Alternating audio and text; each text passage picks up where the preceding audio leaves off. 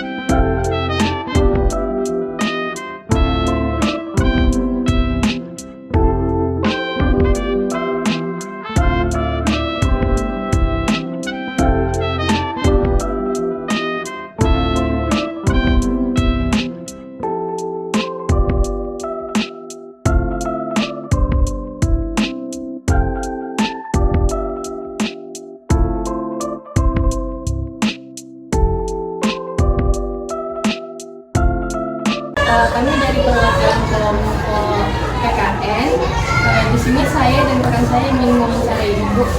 Sebelum wawancara, kami boleh tahu nggak Bu? Oke, nama saya Rika. Saya menjabat Ibu,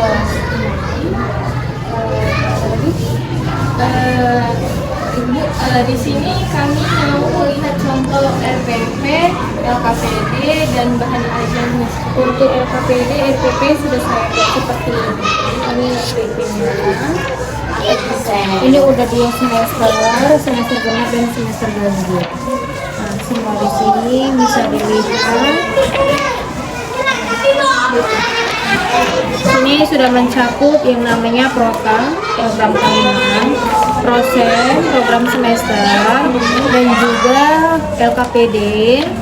Lalu ada juga dia soal-soal untuk mendukung pembelajaran serta bahan ajar. Seperti itu. Ya. Di sini kami memiliki beberapa pertanyaan. Tanggapan untuk LKPD-nya yang sudah dikerjakan. Nah, dari berbagai tema ini juga ada namanya kunci jawaban sesuai dengan mata pelajaran, dengan tema, semua sama. Di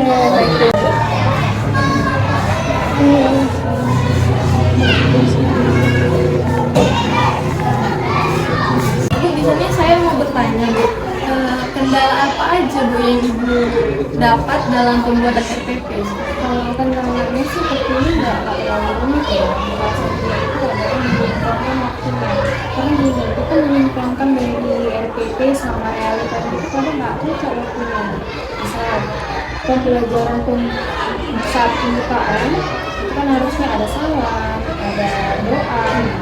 Untuk merapikan anak-anak itu saja sudah memakan lebih dari yang kita targetkan seperti itu. Jadi hal itu ada kendala. Untuk penyusunan dan segala macamnya itu kan tidak ada kendala. Itu kan hanya seperti tadi sebagai guru saja ya. Menurut Ibu, mengapa dalam pembelajaran khususnya PKN ya Ibu, saat ini perlu digunakan media yang terintegrasi dengan teknologi? Karena seperti ini, kalau PKN itu kan dia berkaitan erat dengan etika adat. Anak-anak ini dia lebih nyaman, lebih mudah paham kalau kita membuat itu semacam animasi. Jadi mereka harus melihat tindakan seperti ini, tidak boleh lagi. Sekarang kan kasus bullying ya, yang lagi puncak ya. Nah, jadi mereka tuh harus tahu seperti apa kasus bullying itu yang harus kita kita hindari. Jadi kan kemajuan teknologi ini sangat mendukung supaya mereka juga melihat kalau seperti ini itu tidak boleh, itu sudah termasuk bullying seperti ini. Jadi memang teknologi itu untuk pembelajaran mereka itu sangat mendukung. Oke Bu, jadi sekarang saya lanjut gitu. Nah, ini terkait dengan penilaian gitu. Jadi menurut Ibu sendiri, apa yang membedakan penilaian dari pembelajaran PKN di SD dengan penilaian pembelajaran lainnya? Kita bisa bedakan pembelajaran PKN ini lebih ada benefitnya. Karena sekarang kan kita membuat penilaian berkarakter. Jadi harusnya memang berkarakter itu lebih ditonjolkan. Makanya dari gambaran sekarang dan biasanya sekarang anak-anak apalagi sama guru. Jadi mereka tidak takut lagi sama guru kalau udah marah. Jadi mereka mau kan kita harus memulai etika dan sikap sekarang. Nah, kan sebelum ini tentang penilaian Bu. Sekarang mungkin kami pertanyakan tentang LKPD-nya gitu kan Bu. Sebetulnya menurut Ibu, ada nggak Bu kendala atau kesulitan dalam membuat LKPD ini Bu? LKPD itu sebenarnya kan lembaga kerja pendidikan peserta didik. Kadang kemampuan siswa ini kan berbeda-beda ya. Kita nggak bisa semua memasukkan itu yang terlalu sulit. Sedang pernah dibuka kan ada C1, C2, C3 kan itu ada komponen-komponen yang jadi kemarin itu saya membuat yang saya temukan kalau peneliti saya buat yang kurang paham tidak bisa menjawab yang satu.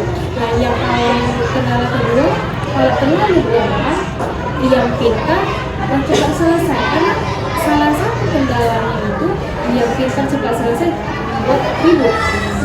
Sehingga teman-teman yang belum selesai tadi merasa terganggu, jadi konsentrasinya dia, jadi mau cepat-cepat selesai, karena mau cepat-cepat main sama seperti teman-teman yang kita lihat. Ya, kalau kita lihat itu ya Kak, itu jadi pengetahuan baru untuk kita. Bagi kita yang belum gitu kan. Berarti anak-anak itu harus sejajar, ini harus sesuai, tapi kan kami kita lihat lingkungannya juga. Nggak mungkin kita bisa sama ratakan anak-anak itu kalau orangnya kan berbeda. Contoh misalnya si A satu tambah satu langsung nangkep dua kan misalnya yang B kita bilang satu tambah satu kita harus berpikir apa hasilnya kan seperti itu. Daya tangkap anak-anak itu berbeda jadi nggak sesuai dengan kenyataan yang ya, tapi tadi itu terlalu sulit pun yang kurang bisa jadi sisa. Makasih Bu. Jadi ada nih Bu satu lagi yang kami tanyakan, ini terkait bahan ajar gitu kan. Jadi dari Ibu sendiri, dari mana sih referensinya membuat bahan ajar? Kalau saya membuat bahan ajar nggak jauh dari itu ya, karena kita teknologi sudah maju, sudah bergerak. Ada yang namanya jurnal, ada yang namanya e-book, buku-buku peneliti terdahulu kan itu kan jadi salah satu referensi. Jadi bisa di buku ini tidak ada pembelajaran peneliti, gitu kan? Lalu kita lihat lagi yang lain, bagaimana caranya membuat pembelajaran peneliti itu dan ada yang tak ada menjadi ada. Kan? Jadi saya dapat referensi itu dari kita di learning, e-book, jurnal. Iya, artinya kita harus beradaptasi gitu ya, dengan perubahan kembali. Kan kita punya teknologi yang sudah maju ya, kita kan dari era globalisasi. Membuat teknologi itu jadi Oke Bu, jadi ini mungkin ke analisis ya Bu, jadi kita bersama gitu. Jadi kalau dari tanggapan Ibu sendiri gitu, abad 2021 itu sebetulnya seperti apa gitu? yang seperti kayak mana? Ini keterampilan abad 2021 itu menurut Ibu yang seperti apa, terkhusus untuk siswa kita gitu? Berkarakter.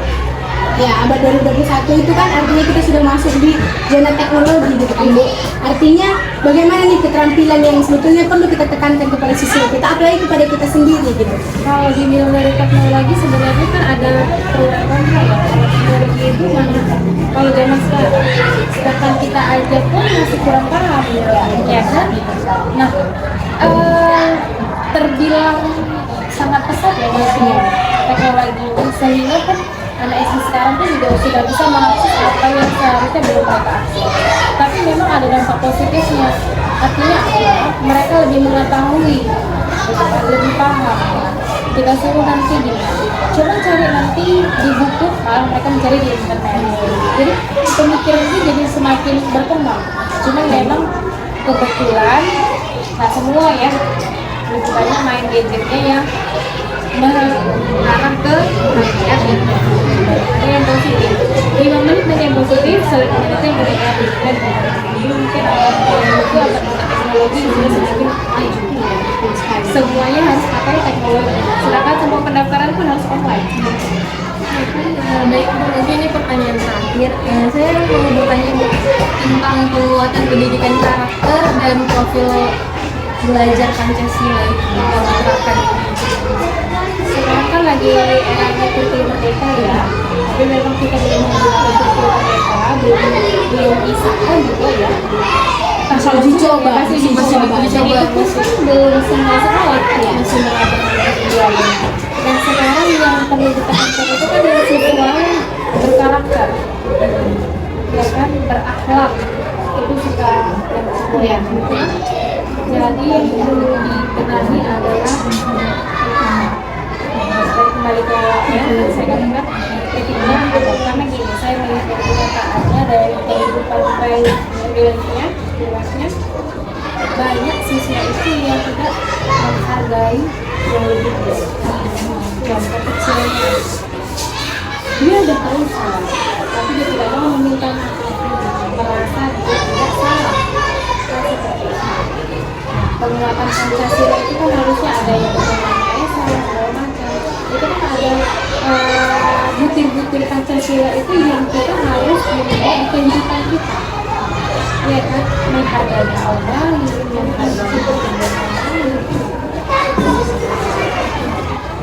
Oke Bu, ini mungkin sedikit yang ingin kami tanyakan, mungkin ini terkait kearifan lokal gitu kan Bu. Apakah di sekolah kita ini penerapan pembelajarannya misalnya berbasis kearifan lokal, atau ada nih dari Ibu sendiri yang membuat di kelas mungkin ada berbau kearifan lokal itu di bagian mananya? Misalnya pembukaan pembelajaran atau penutupan nanti menggunakan lagu daerah, atau seperti apa? kayak seperti ini juga inilah kita jadi berbudaya, maka gurunya diminta untuk membuat seragam pembelajaran dan disuruh membaca pakaian adat Ya, kau tahu jadi mana itu situ melihat kau tahu itu semua itu makannya bukan beragam, saya beragam ya salah. Ya, berarti tetap lakukan Bu. Artinya di zaman apapun kita, budaya kita itu tetap nomor satu. Harus tetap kita tekankan bahwasanya iya, kita berbasis teknologi, tetapi kearifan lokal itu harus ada. Sedikit tambahan ya, dulu saya ada tesis tentang kebudayaan. Jadi banyak apa sih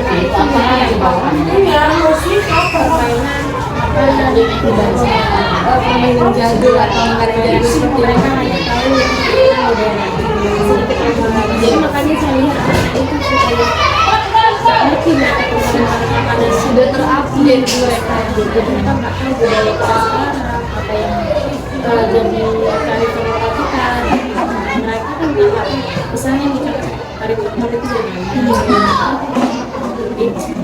harus budaya kemana dari budaya kita. Ya itu lebih sedikit begitu kan Bu. Terkait itu memang kami juga pada saat ini sangat ditekankan untuk membuat LKPD sebisa mungkin berbasis kearifan lokal. Misalnya dari matematika, dibuatlah tentang budaya ini sedikit, gitu kan. Bisa tadi permainan-permainan yang bisa mengutamakan perhitungan, gitu. Jadi itulah kita sebagai calon kami lah, terkhusus dari Ibu sendiri itu bisa menjadi pembelajaran juga untuk kami, ya agar kita tekankan lagi, begitu kan, agar itu bisa kita pakai gitu. Terlebih kami saat ini masih tak perkembangan, masih tak belajar. Kalau saya sih mungkin sudah sangat cukup Bu dan sangat jelas. Mungkin nanti lain waktu kalian bisa banyak sharing lagi sama Ibu tentang bagaimana cara mengajar lebih baik. Terima kasih ya. Oke. Jadi refleksi yang saya dapat itu dari hasil wawancara saya terhadap wali kelas 6 yaitu bahwasannya dalam pembuatan RPP itu sebenarnya tidak sulit, namun kesulitannya itu ada dalam mengkondisikan kelas. Jadi refleksi yang saya dapat terkait LKPD adalah untuk mengetahui seberapa besar pengetahuan siswa tersebut.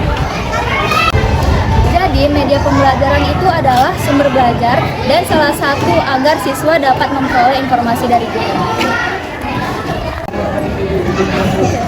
Jadi setelah diskusi tadi kita dapat menyimpulkan bahwa bahan ajar itu adalah seperangkat bahan materi yang digunakan sebagai guru untuk memberikan materinya kepada siswanya terkait dengan apa yang akan kita ajarkan kepada siswa tersebut. Penilaian dibuat untuk mengetahui apakah proses belajar yang kita lakukan itu telah berjalan dengan lancar, baik dari segi pengetahuan, keterampilan, dan sikapnya. Kelas yang terakhir yaitu tentang keterampilan ada 21, yang dimana kita sebagai calon seorang guru dituntut untuk meningkatkan kreativitas kita terutama di bidang teknologi dan menekankan kepada akar dan juga profil Pancasila untuk kita sebagai calon seorang guru dan kepada calon siswa kita, terutama kita mengajarkannya ditekankan kepada kearifan lokal, di mana supaya siswa tersebut tetap mengenal budaya-budaya lokal kita dan tidak tertinggal. Mungkin cukup sekian saya ucapkan terima kasih. Sekian dari kami. Terima kasih.